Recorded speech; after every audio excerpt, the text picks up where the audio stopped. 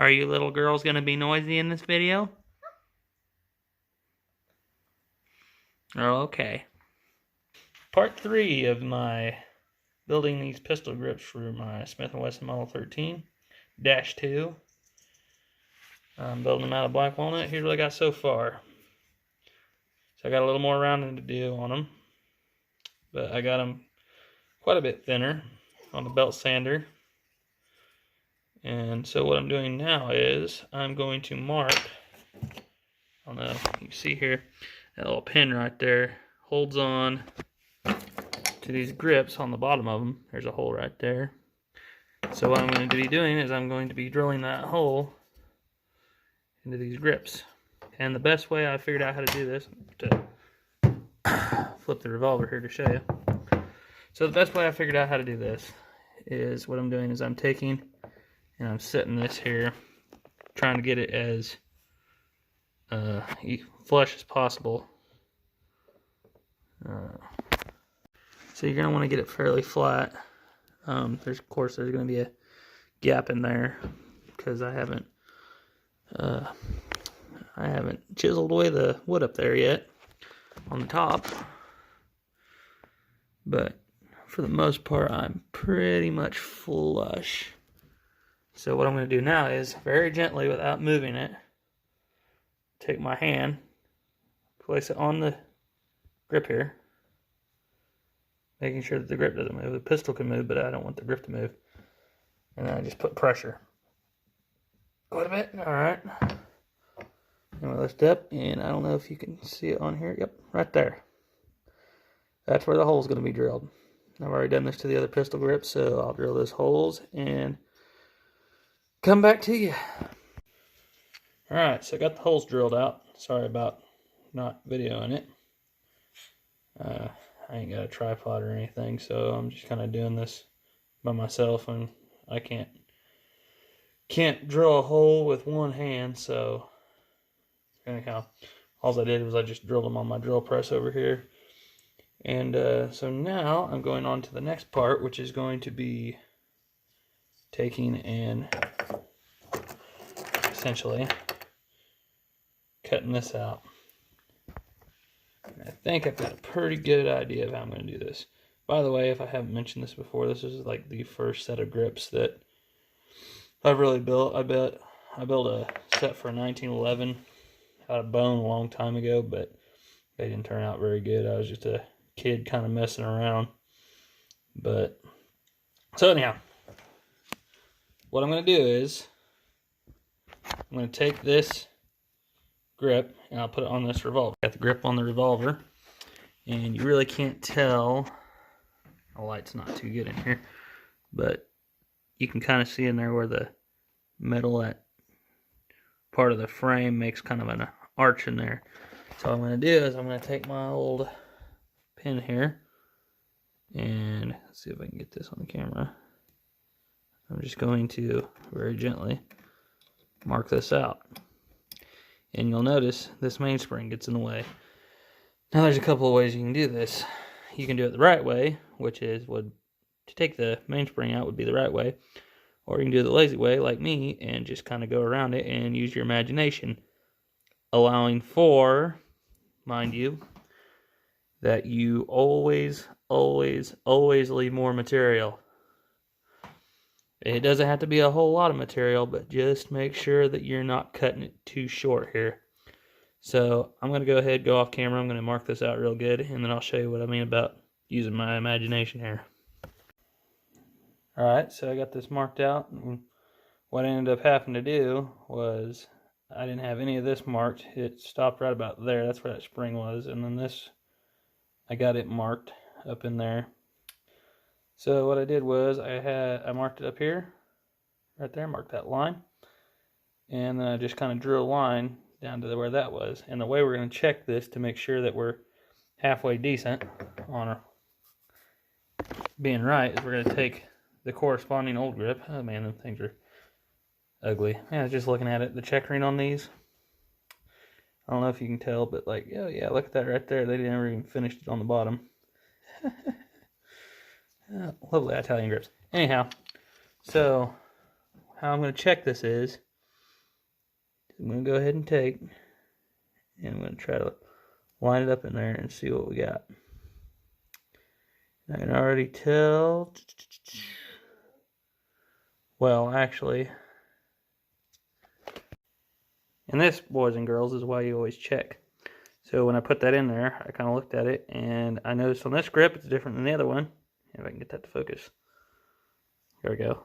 And you can see this shaded in area. That's where, for some reason, it's flat on this one. It's not on the other one. Probably that beautiful Italian woodworking skills. But anyhow, so we're going to be on to the next deal, which is going to be to cut all this out to the right size.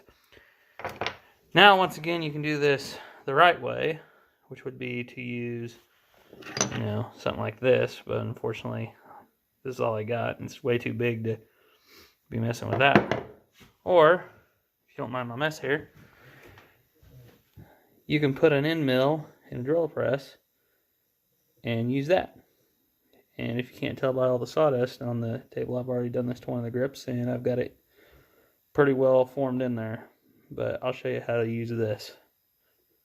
Alright, disclaimer, I am not a professional woodworker, nor am I a professional machinist, but I know enough just to be dangerous.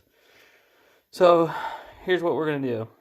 I'm going to tell you here is rule number 1 of an end mill, and you guys are all going to laugh at me because you're like, yeah, we already know this, but rule number 1, end mill only cuts one way, which in this one, it spins clockwise, if you can't tell by the way the blade setup is there. So we're always going to be moving, so see if I can try to explain this. These blades here, imagine that my hand is that blade. You want it cutting away, chipping away like this. So it's coming around and it's cutting out a piece of wood, You don't want it to be going around like this, pushing it around like this.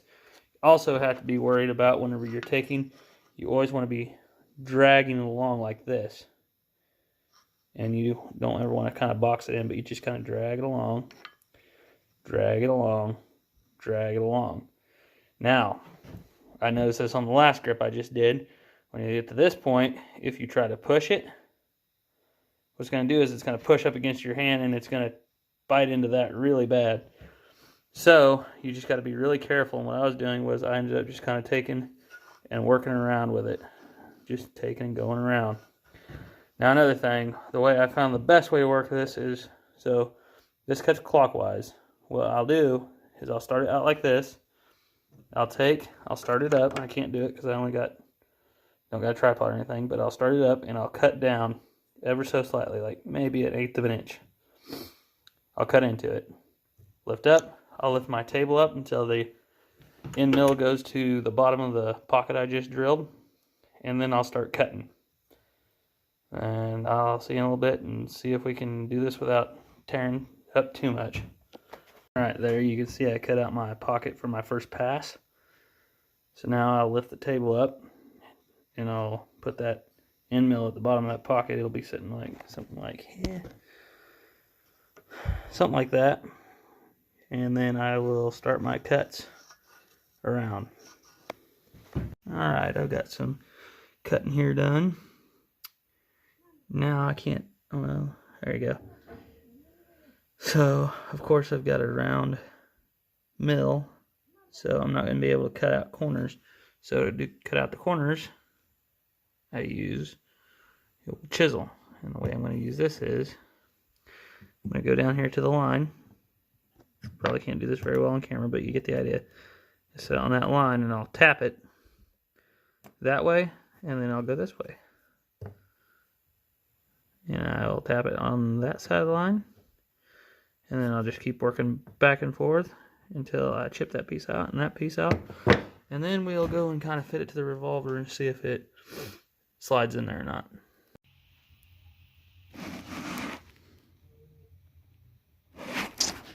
Alright, anyhow, so here's what we got so far. Extremely wide. Done a little drilling for the holes for the screw. Looking pretty good. Now, I'm getting to the point where I'm going to have to form them. And I've been sitting here trying to figure out, do I want to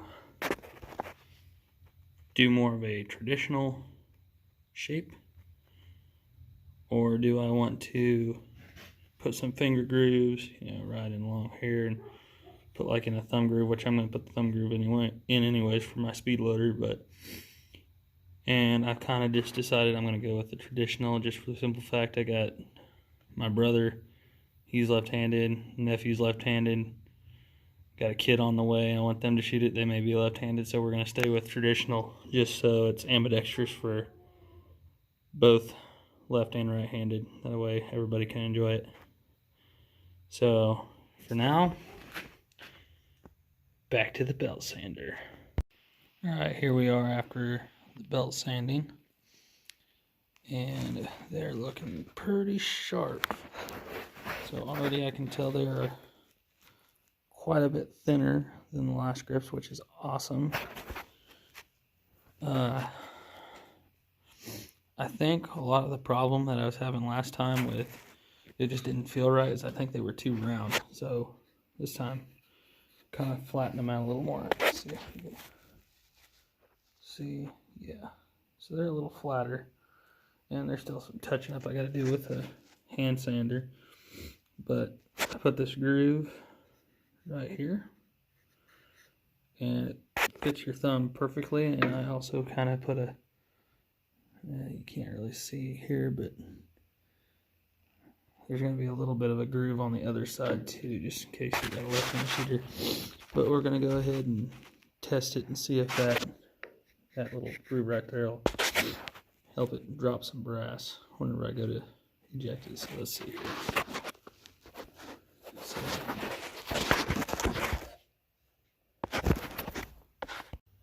Alright, so we're going to do the ejection test right quick. Yes, these are live rounds, but it's pointed in a safe direction. I dropped them all over the place. We're pointed in a safe direction, not putting my finger on the trigger or anything, so we should be good. But I just want to see how well they'll eject. So pop it open. Oh yeah. Oh yeah. They slid all right out of there. Yeah, that little groove right there, that's a lifesaver for ejecting your shells. Alright, I think we're doing pretty good. And here we are. We are nigh on to being done. I'm going to do a little sanding on it with some 220 grit. They're not perfect. Okay, this is my first real pair of pistol grips I've ever built. So I had some issues with the inletting where you can see, well, if you hold it right, yeah, you see that gap in there. I've got some sort of issue going on there. I'll try to resolve that on either side. But when I hold this, it feels like $1,000,000 compared to what it used to. Well, we're pretty close to being done. I went ahead and, sorry I didn't get it on camera, but it's hard to do all this stuff with one hand. But what I did was I went ahead and I countersunk I drilled a hole for the screw all the way through both grips. I then went and countersunk for the head. I went and drove the old nut out of the old grips, and I drove it into the new one and screwed it down. I went ahead, I put this little thumb groove here also to help with the ejecting of shells and speed loaders and whatnot. I think I'm going to put it maybe a little bit deeper. I don't know, we'll see. I still got to do a lot of sanding with the 220 grit. So there's something I like to do called the point test. When I used to do this, I'd throw up my hand, which I guess it looks funny on camera, I know. But I'd throw it up and automatically it would always be pointing. My sight picture would look like that every time. I don't know why. Now, every time it comes up, it's hard to do with camera, but when it comes to my eye, automatically I got a perfect sight picture. These grips feel amazing compared to the old ones. We're almost there.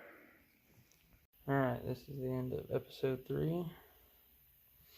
Pretty much got everything formed and fit how I'd like it.